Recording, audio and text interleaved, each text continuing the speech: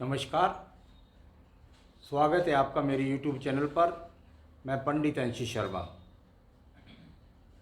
पिछले एपिसोड्स के अंदर मैंने आपको आयु रेखाओं के विभिन्न स्वरूपों के बारे में बताया है। आज भी मैं आपको आयु रेखा के एक नए स्वरूप से अवगत कराने जा रहा हूँ। आयु रेखा, आपने पर्वतों को घेरकर चलने वाली आयु रेखा को देखा होगा, लेकिन एक नया स्वरूप मैं आपको आयु रेखा का दिखा रहा हूँ जो बहुत ज़्यादा हाथों के अंदर मिलता है और उनके किस प्रकार के परिणाम होते हैं इसको मैं आपको बताऊंगा। आपने देखा, मैंने आपको बताया कि बैलेंस के साथ में केतु पर्वत तक जाने वाली आयु रेखा के बारे में, परंतु कभी कभी देखने में आता है कि आपकी आयु रेखा और वह जाकर के बिल्कुल छोटे रूप में इस तरीके से बन गई। यानी साधारण रूप में आप जो आयु रेखा देखते हैं वह इस प्रकार की मिलती है, परंतु कभी कभी यह आयु रेखा ना होकर के व्यक्ति की आयु रेखा इतनी छोटी हो जाती है। यानी उसका जो परिमाप है वो बिल्कुल एक छोटे से मंगल पर्वत को घेरेगी, एक छोटे से शुक्र पर्वत को घेरेगी और बिल्कुल उसका स्वरूप बहुत छोटा हो जाता है। अब ऐसा छोटे स्वरूप वाला व्यक्ति का स्वभाव क्या हो जाएगा? ऐसे व्यक्ति के जीवन में आयु रेखा का प्रभाव क्या हो जाएगा? आपको मैंने बताया कि ये पहला पर्वत, ऊपर वाला पर्वत निम्न मंगल पर्वत होता है।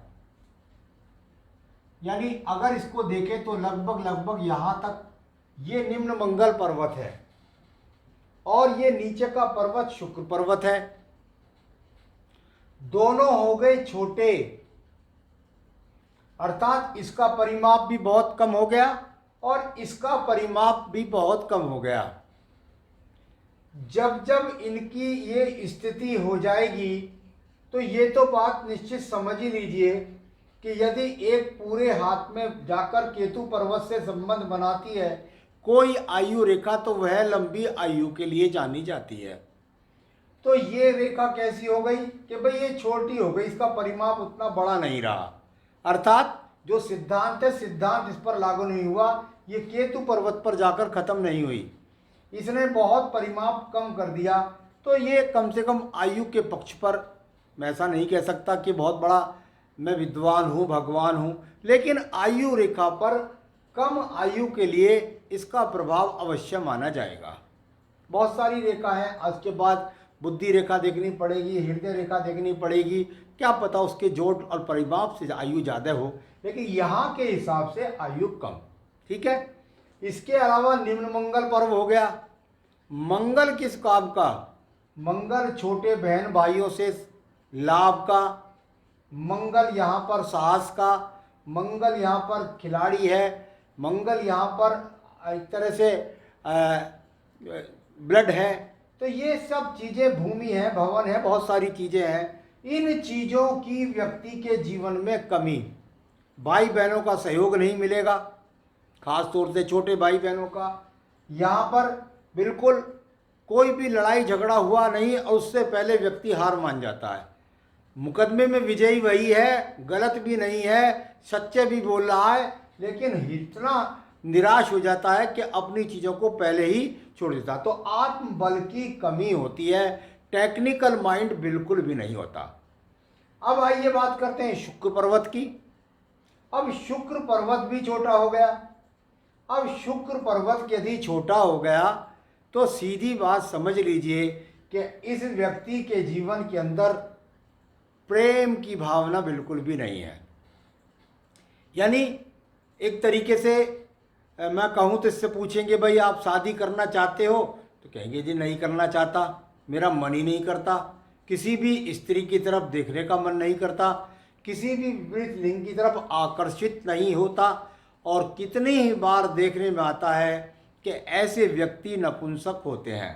तो कुल मिलाकर जो शुक्र कारक है उसमें दूसरा कारक भी है धनहीनता। यानी इनके पास अच्छी पत्नी नहीं, अच्छी संतान नहीं, बच्चे होते हैं बड़े कमज़ोर होते हैं, पत्नी आ जाए तो उसके साथ तालमेल सही नहीं बना पाते हैं और साथ ही साथ धनहीनता का सामना भी इनको करना पड़ता है। तो एक प्रारूप मैंने आपको बताया कि यदि इस प्रकार से शुक्र पर्वत छोटा हो तो क्या प्रभाव होगा। अब देखिए दूसरा प्रभाव बताता हूं मैं आपको। यहाँ पर कभी कभी देखने में आता है कि शुक्र पर्वत लगभग लगेगा ऐसा ही, परंतु यह यहाँ से टर्न होकर के और नीचे तक ना पहुंच करके और यहीं पर खत्म हो जाता है। अब ये देखिएगा, यहाँ पर तो बिल्कुल शुक्र पर्वत पूरा इतने कम से कम कर दिया या और थोड़ा सा कम कर दिया, तो शुक्र पर्वत का क्षेत्र तो इसने बिल्कुल ही यहाँ पर एकदम से कम कर दिया। तो यहाँ जो मंगल के कारक हैं, क्योंकि अच्छा घेराव करा है, छोटा नहीं है, बड़े रूप में है, लेकिन मंगल का प्रभाव तो ठीक है, साहसी भी है, काम भी करता है, मेहनती भी है, परंतु शुक्र के कारक बिल्कुल खत्म हो गए। शुक्र के कारक मैंने अभी आपको बताया कि भाई शुक्र के कारक क्या है, वो यहाँ पर कम हो गए। यानी इसका भी विपरीत लिंग की तरफ आकर्षण, स्त्री है तो पुरुष की तरफ, पुरुष है तो स्त्री की तरफ, विवाह के प्रति रुचि ना होना, अपने घर के अंदर बिल्कुल अनमने मन से रहना, किसी भी खुशी को अपने जीवन के अंदर प्रवेश ना करने देना, एक तरीके से मैं कहूँ तो बिल्कुल भोग भाग्य की तरफ से इसकी रुचि नहीं होती। तो ये भोग भाग्य की रुचि में नहीं, कितनी बार ऐसे लोग संत प्रवृत्ति के होकर के और बिल्कुल घर बार भी छोड़ सकते हैं। तो ये यहाँ पर जो शुक्र के कारक हैं उनकी कमी का कारक यह पर्व यहाँ पर हुआ। तो मंगल और शुक्र का इस प्रकार का प्रभाव।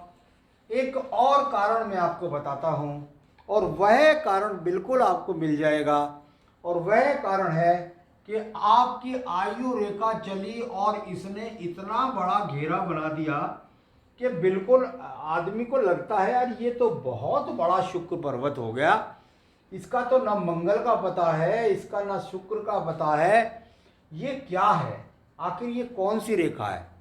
तो ये यहाँ पर गई, कहाँ पर गई, ये जाकर के मोक्ष के स्थान केतु पर ही गई है, परंतु इसने इतना चौड़ा, इतना बड़ा, जितना बड़ा घेरा बना दिया कि वह अपने आप में चंद्र पर्वत को बहुत छोटा कर दिया।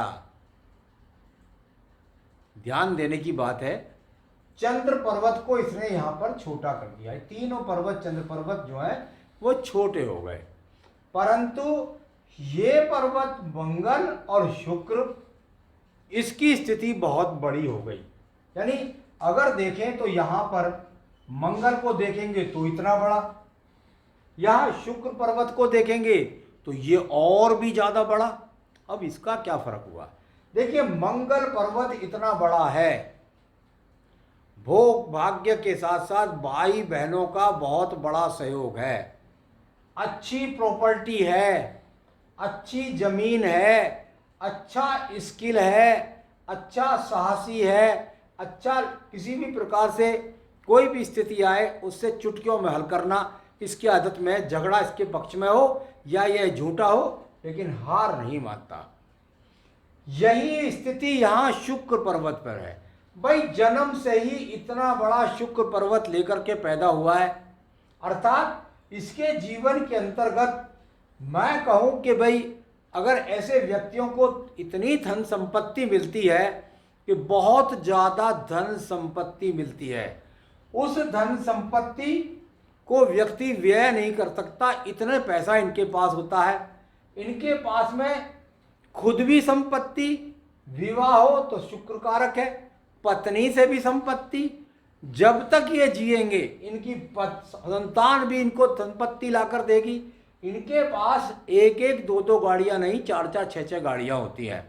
ऐसे व्यक्तियों के पास एक दो भवन नहीं, कई कई भवन होते हैं। कितनी बार देश काल पात्र के अनुसार स्थितियां बदल गई हैं, लेकिन शुक्र कारक है तो मुझे कहना पड़ेगा कि ऐसा विपरीत लिंग की तरफ आकर्षित, कई कई औरतों से संबंध और कई कई पत्नियों को भी रखने वाला होता है। तो शुक्र कारक सारे के सारे इसके यहाँ पर बढ़े हुए हैं, तो धनहीनता का तो सवाल ही कोई पैदा नहीं होता।